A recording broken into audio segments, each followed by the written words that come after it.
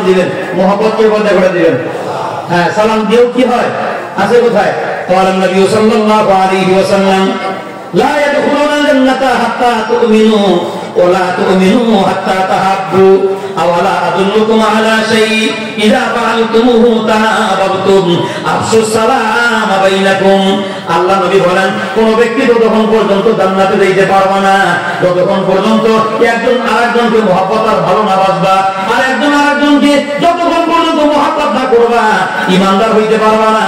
আল্লাহ নবী বলেন, আওয়ালা আদুল্লুকুম আলা শাইইন, আমি কি তোমাদেরকে এমন একটা আমল শিখিয়ে দিব যে আমল করলে পরে ভালোবাসা তৈরি হয়ে যাবে, ভালোবাসা হলে পরস্পরে ঈমানদার হয়ে যাবা, ঈমানদার হলেই তোমরা জান্নাতি হয়ে যাবা।